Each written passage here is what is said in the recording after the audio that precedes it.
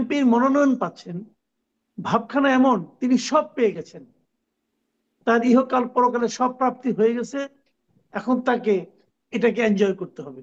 আর যিনি পাননি, তার হলো আমার সব গেল, আমার জীবন যৌবন সব শেষ হয়ে গেছে, এতদিন ধরে আমি প্ল্যান করছিলাম পাবো, পেলাম না, অতএব যে পেয়েছে তাকে খেতে দেব না, তাকে সেটা এনজয় করতে দেব না।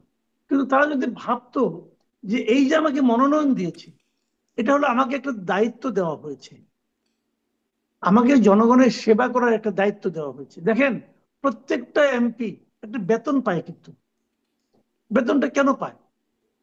ধরেই নেওয়া হয় যে ওনাকে এই টাকাটা দেওয়া হবে ওনার সংসার পরিচালনার জন্য, আর বাকি এই টাকা দিয়ে ওনার শ্রমটাকে, ওনার সময়টাকে কেনা হবে, যেটা দিয়ে সে জনগণের সেবা করবে। তো আসলে কি এই লক্ষ্যটা সামনে নিয়ে কেউ নির্বাচন করে? এই লক্ষ্যটা সামনে নিয়ে কেউ নির্বাচনে জয়ী হয় অথবা এমপি হন? অথবা এমপি হওয়ার পর এই চিন্তাটা কি কারো মাথার মধ্যে থাকে? থাকে না তো। তো যে কারণে আমাদের এখানে এমপি হওয়াটা হলো একটা ব্যবসায়ে, মানে ওই যে মনে করেন একটা টেন্ডার হয়, টেন্ডারে একজনের কাজটা পায়, যিনি কাজটা পান তার যে আনন্দ, প্রাপ্তির যে আনন্দ, আমাদের এখানে এমপি হওয়াটা হলো সেই প্রাপ্তির আনন্দ। এখন সে আনন্দ থেকে যারা বঞ্চিত হয়েছেন, ওনাদের মধ্যে নানা ধরনের ক্ষোভ থাকে, এই ঘটনা ঘটে। এই ঘটনা আপনি নিশ্চিত থাকেন যে আমাদের রাজনীতি এত কিছু ঘটে গেছে এই দেশে। দেখেন, আমি বলি তো যে গত নির্বাচন যেটা হলো, আমি যদি 2008-কে মোটামুটি ধরি, সেই নির্বাচনের পরে আজকের এই নির্বাচন, এই গত 15 বছরে ধরা যাক, অথবা যে কয় বছর হলো আর কি, এই সময়ে 16 বছরে, এই সময়ে এই দেশে অনেক কিছু ঘটে গেছে, কিন্তু যে ঘটনাগুলোর থেকে আমরা শিক্ষা নিতে পারতাম। আমি বিএনপির লোকদেরকে বলবো, যারা মনোনয়ন পেয়ে এরকম লাফালাফি শুরু করেছে, তাদেরকে বলবো, ভাই একটু আসতে যান, দুনিয়াটা অত সহজ না, রাজনীতিটা অত সহজ না। আর নির্বাচনটা চেঞ্জ হয়ে গেছে। এই দেশের মানুষকে সর্বশেষ কবে ভোট দিতে দেখছেন? সেই 2008 সালে দেখছেন। এর মধ্যে অনেক কিছু চেঞ্জ হয়ে গেছে। মানুষকে যা তা বুঝাবেন আর মানুষ বুঝবে তা না। মানুষ এখন কিছু একটা বললেই সঙ্গে সঙ্গে গুগল করে, গুগল করে দেখে যে কতটা সত্য বলেন মিথ্যা বলেন। নেগোসিয়েশন সফল না হওয়া পর্যন্ত হচ্ছে যে সবসময় ভালোই চলে আর কি। তো ধারণা করে নিতে হবে ভালো চলে বলেই তো তারা কন্টিনিউয়াসলি লেগে থাকে এটার পিছনে, প্রজেক্টের পিছনে। তো এটা এখন পর্যন্ত তো আপনার ম্যাচিউর কিছু না, বাট এনসিপির এই নেগোসিয়েশনে তাদের রাজনৈতিক ঝুঁকিও আছে প্রচন্ড রকমের। তারা যে গণ অভ্যুত্থানের স্পিরিটকে ধারণ করে রাজনীতিতে এসছে বলে তারা দাবি করেছে, নতুন করে বাংলাদেশ পন্থী রাজনীতি করবে, তারা যে বক্তব্যগুলো দিয়েছে সেখানে, এবং নতুন রাজনৈতিক বন্দোবস্তের কথাও তারা বলেছে। তো এই প্রত্যেকটা জিনিসের সাথে বিএনপির সাথে নেগোসিয়েশন করে নির্বাচিত হওয়ার বিষয়টা যায় না। তো সেই জায়গাতে কেন যায় না, কেন যায় না? মানে তাহলে আপনারা বিএনপি করেন, আপনারা দল করার দরকার কি? অভ্যুত্থান থেকে যেহেতু বের হয়ে এসেছেন, আপনাদের তো, আপনাদের কাছে expectation যে আপনারা নতুন রাজনীতি করবেন, দেশবাসীকে নতুন রাজনীতি উপহার দেবেন। এবং প্রতিদিন আমরা দেখতে পাচ্ছি যে বিএনপি কে মানে টার্গেট করে যে রাজনৈতিক বক্তব্য দেওয়া হচ্ছে তাদের দলের পক্ষ থেকে, এবং বেশ হস্টাইল বক্তব্য। তো সেই জায়গাতে আবার নেগোসিয়েশন আন্ডারগ্রাউন্ডে করাটা, সেটা কতটুকু যৌক্তিক? আমাদের রাজনীতিতে পলিটিক্যাল বক্তব্যটা আসলে মানে জনগণ কেন্দ্রিক না আর কি। আপনি দেখবেন যে রেটরিক বেশি আর কি। এই ধরেন কমন কথা, দেখে নেব, এই হবে সেই হবে, হুমকি ধামকি, যেগুলো আমরা বিভিন্ন সময় দেইটেই, সেখানে দেখবেন যে জনগণ অনুপস্থিত। যেমন দেখবেন আজকে একটা পত্রিকার হেডলাইন হচ্ছে যে ডেঙ্গুর প্রকোপ বাড়ছে, প্রচুর লোক মারা যাচ্ছে সারা দেশে। অথচ বাংলাদেশে আজকে যতগুলো টক শো হবে, মাসুদ কামাল ভাই তো রেগুলার যান, আমরাও বিভিন্ন প্ল্যাটফর্মে যাই, আমরা কি আসলে গত এক সপ্তাহে, মাসুদ ভাই আলাপ করেছেন কিনা জানি না, আমি গত এক সপ্তাহে একটা সেন্টেন্সও বলি নাই ডেঙ্গু নিয়ে। বাংলাদেশের হেলথ কেয়ার সিস্টেম যে কলাপস করছে, বাংলাদেশের শিক্ষকরা দেখেন বেতন ভাতা বেসিক 1,000 টাকা 2,000 টাকা বাড়ানোর আন্দোলন করছে। আমি গত এক সপ্তাহে একটা লাইনও বলি নাই কোনো টেলিভিশনে এই শিক্ষকদেরকে নিয়ে। বাংলাদেশে দেখেন এই যে অর্থনীতি মন্দা যাচ্ছে, আনএমপ্লয়মেন্টের সিচুয়েশন কি হবে না হবে, এগুলো নিয়ে আমি গত এক সপ্তাহে একটা লাইনও বলি নাই। তাহলে আসলে কোন জিনিসটা আমরা বলি আর কোন জিনিসটা আসলে মানুষের জন্য দরকার? এই নির্বাচন আসলে কয়টা মানুষ করবে? মানে কয়টা মানুষকে আসলে এফেক্ট করে যে এনসিপির সাথে কয়টা সিট নেগোসিয়েশন হচ্ছে, বিএনপি কাকে ছাড় দিচ্ছে, 9 দলে কি হইতেছে, জামাত কি এবার বড় দল হবে কিনা, এটা আসলে প্রাত্যহিক জীবনে আসলে কয়টা মানুষকে অ্যাড্রেস করে, কয়টা মানুষের স্বার্থের সাথে জড়িত।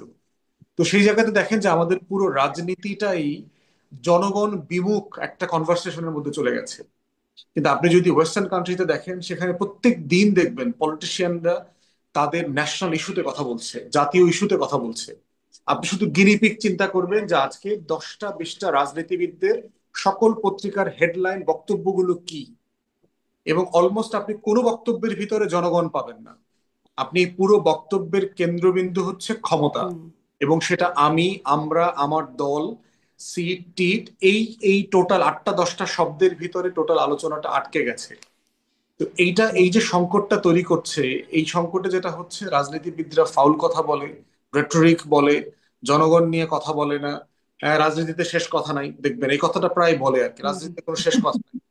তাহলে মানে কি রাজনীতি কি, মানে মানে এটা এটা এটা তো বেশ্যাদের কোনো প্রফেশন না তো, যে মানে কোনো শেষ ক্লায়েন্ট নাই, মানে আমার ক্লায়েন্ট এন্ডলেস, মানে কোনো আওয়ারই আমার লাস্ট আওয়ার না।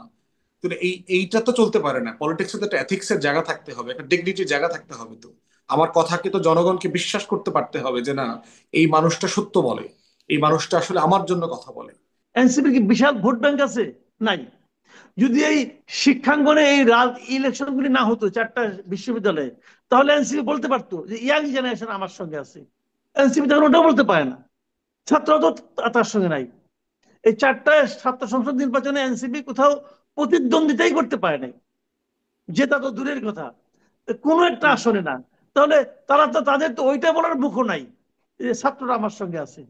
বাধ্য হয়ে তারা মনে করছেন আগে আমাদের নামের সঙ্গে ছাত্র শক্তি ছিল, আর ওইটা আবার আমদানি করছে। আগে ছাত্র, এখন যেটা ছিল গত ইলেকশনের সময় ছাত্র সংসদে কি একটা ছিল, এখন সংসদ বাদ দিয়ে আবার শক্তি দিয়ে আসছে, যে এখন শক্তি দিয়ে কিছু করা যায় কিনা।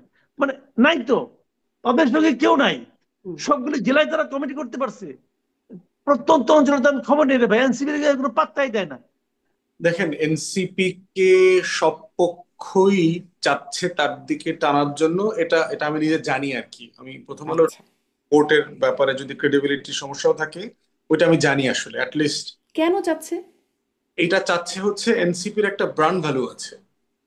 ব্র্যান্ড ভ্যালু হচ্ছে তার গণ অভ্যুত্থানের লেজিটিমেসি সে ক্যারি করে, হুম।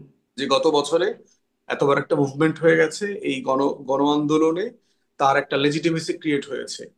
এবং দ্বিতীয়ত হলো তরুণদের রিপ্রেজেন্টেশন, যে ধরে নেওয়া হচ্ছে যে একটা বিশাল তরুণ জনগোষ্ঠীকে তারা রিপ্রেজেন্ট করে।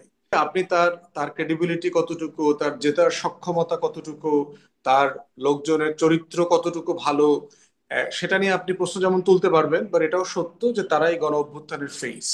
গত বছর যা যা হয়ে গেছে, ওটাই তারা সেই রাজবাড়ির একটা সম্মান খেতাব তারা হোল্ড করে আর কি। মাসুদ কামাল ভাইকে অনেক মানুষ চেনে সারা দেশে, প্রচুর টকশো করে। এখন মাসুদ ভাইকে যদি কলাবাগান রোডের আসনে দাঁড় করায় দেন, মাসুদ ভাই তো জামানত বাজেয়াপ্ত হবে কি, তাই না? মাসুদ ভাই, বেয়াদবি করলাম না তো?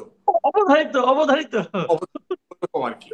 এখন প্রশ্ন হচ্ছে যে আমরা যারা এখনো নির্বাচন করি নাই, আমাদের কনস্টিটিউয়েন্সি নাই, আমাদের নতুন দল, এই চ্যালেঞ্জ গুলো আমাদের আমাদের আমাদের সামনে সবার আছে। এবং দেখবেন আমার অনেকগুলো তো কমন সমালোচনা আছে, তার ভিতরে একটা সমালোচনা হচ্ছে যে এই এই টাকলার তো মেম্বার হওয়ারই ভোট নাই।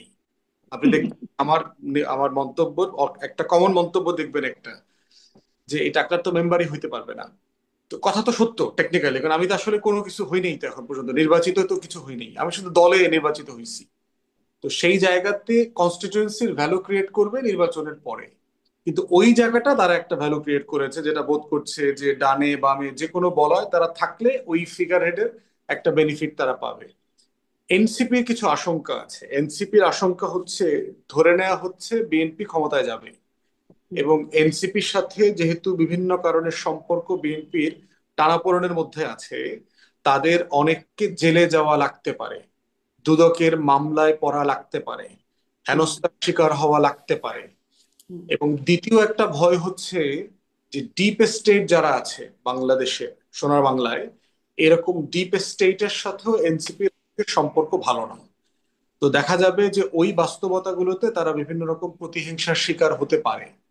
তো সেক্ষেত্রে এনসিপি ভেবে থাকতে পারে যে আমি যদি বিএনপি বলয়ে থাকি, ক্ষমতার বলয়ে থাকি কোনো না কোনো ফর্মে, তাহলে অ্যাটলিস্ট এই আশঙ্কাটা থাকবে না। এনসিপির ভিতরে একটা অংশ আছে যারা চায় যে যেহেতু বিএনপি বিভিন্ন কারণে বড় দল এবং আমরা নতুন রাজনৈতিক বন্দোবস্তের কথা বলেছি, অতএব কোনো না কোনো ফর্মে আমাদের বিএনপি থেকে আলাদা থাকতে হবে। আলাদা থাকার মধ্য দিয়ে আমরা আসলে নতুন কিছু করতে পারবো এবং এই আলাদা ইন্ডিপেন্ডেন্ট থাকার মধ্য দিয়ে আমার রাজনীতিটা দাঁড়াবে। এটা এনসিপির ভিতরে একটা আলাপ আছে। সরকারের কেউ যদি নির্বাচনে আসে তাহলে এই নির্বাচন ওই সরকারের পক্ষে করা উচিত না, নৈতিকভাবে উচিত না।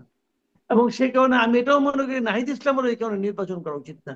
উনি তো এই সরকারের পার্ট ছিলেন, এখন নাই, তাতে কি আছে? আপনি ওই সময় কাজ করে নিয়েছেন, যে আপনি এটা করতে পারেন না, আপনার উচিত হবে না নির্বাচন করাটা। তাহলে এই সরকারের নিরপেক্ষতা আমি মনে করি ক্ষুণ্ণ হবে।